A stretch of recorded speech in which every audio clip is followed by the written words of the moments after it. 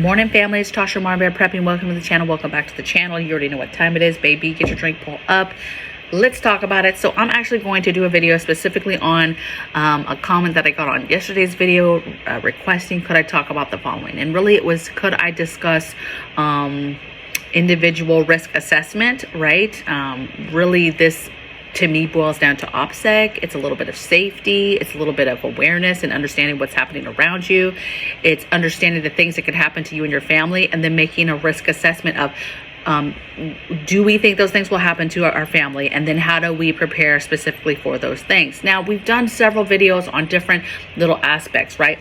We've prepared for storms, we prepared for earthquakes, we've talked about hurricanes, flooding, weather in general, CMEs, solar flares. We've talked about other reasons why people prep, as far as, whether it's a government thing and it's a self-sufficient thing and it's a red state, blue state, Democratic, whatever, right? Republican, is it, do you prepare because of conflicts and different things that happen in the world? Is it everyday stuff? Is it jobs? Is it work? Is it income? Is it, financial stuff, the digital dollar? Is it, so how do you take your own individual risk assessment on what, of all these things that are happening around the world and all these things that reasons why people prepare, right? How do you decipher which ones are really for you and need to be thought about and planned out and assessed for yourself and your family and your guys' current situation? So in the subscribers comments, they mentioned, can you talk about individual risk assessment? And they specifically mentioned weather, geological, solar, geopolitical, everyday stuff, right? And all the stuff that I just kind of mentioned. And when I hear that question, of course, my first thing is, well, we've talked about that a lot. There's a lot of videos on my platform right now that talk about these things. If you went to the playlist and just looked at weather preparedness, emergency planning folder, even the current events, because we talk so much about different things that happen, right? Natural disasters, all types of things. We have plenty of videos on prepping and why we prep. There's a folder that's, why do we prep? Why and how to prep, basically. And I think that it comes down to that question, really, is how you do individual risk assessment. You figure out individually for you and your family what things you need to prepare for. Where do you live? What natural disasters happen where you live? What weather events? How is the weather as a whole? Is it cold? Is it hot? Is it both? What happens if you lose power and try to maneuver through both of those? Is there a lot of flooding? Is there a lot of snow? Is there a lot of blizzards? Is there a lot of super, super cold snaps?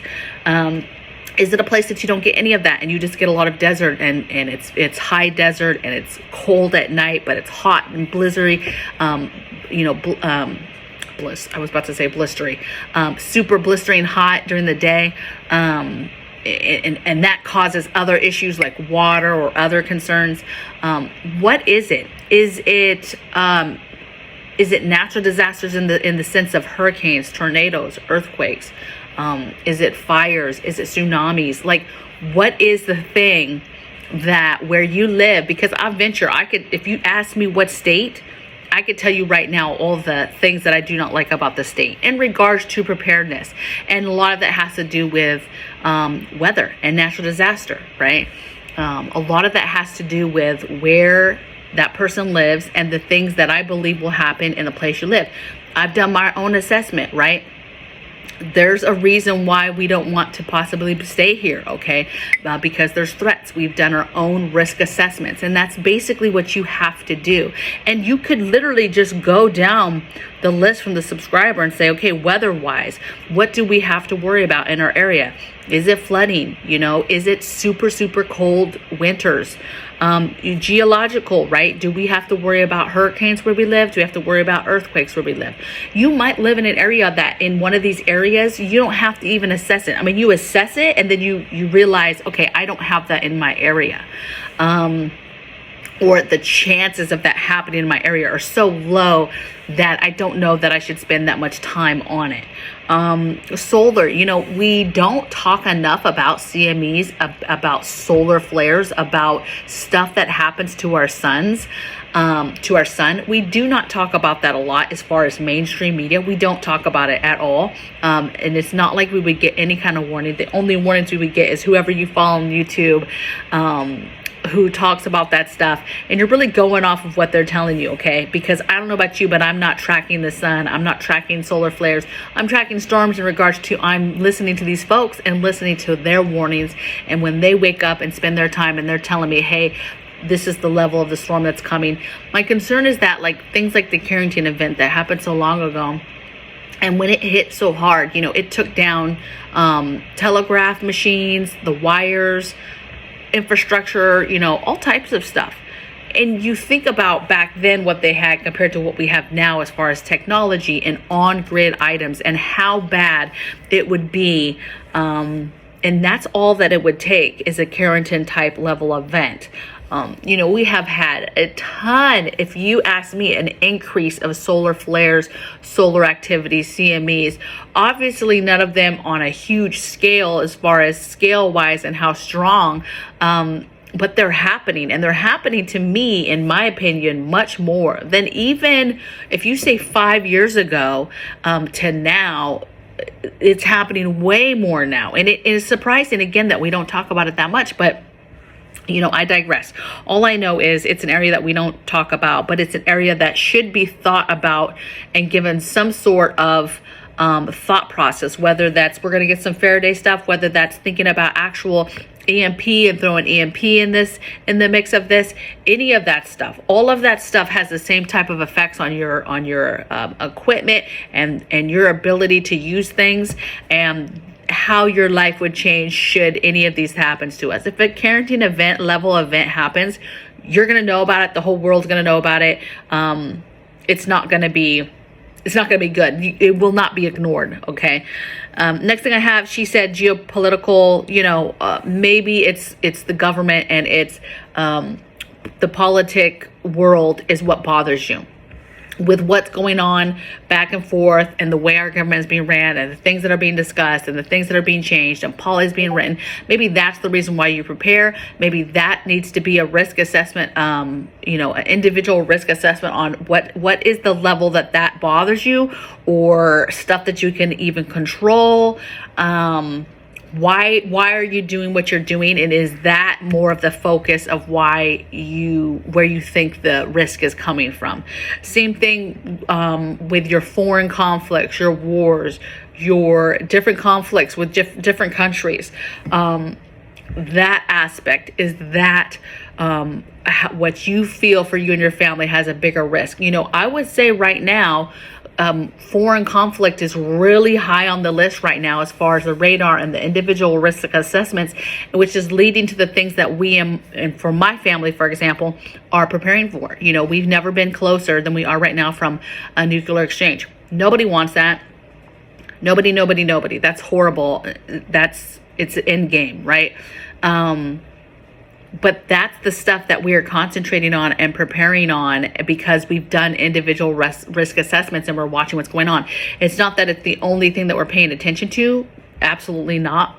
However, it is playing a part right now as far as the risk assessment and the level of threat that we believe could possibly come our way. Praying to God that none of that comes our way, that nothing like that even begins or even remotely begins to pop off. But after doing a risk assessment, if you will, after paying attention to what's going on in the world theater, that is something that is of concern right now. Okay. And then like everyday stuff, right? Income, money. How are you making money? How are you paying down? How are you paying for food, for groceries, your lights, keeping all your utilities on, keeping a roof over your head, you know, the car filled with gas, the car working and being, you know, having maintenance on it. All the everyday things, right?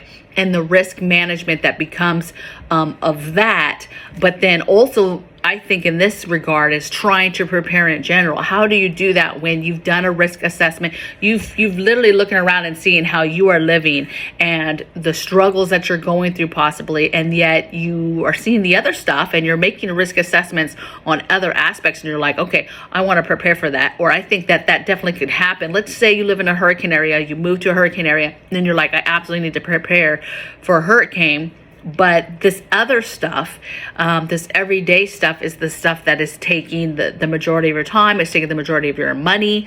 And it is the direct, problem of what's happening with you and your family, and you trying to navigate through it, right? That has the highest risk. The highest risk for you is juggling right now, living paycheck to check, trying to figure out, okay, which utility bill can I pay first? Which one can I put on the back burner?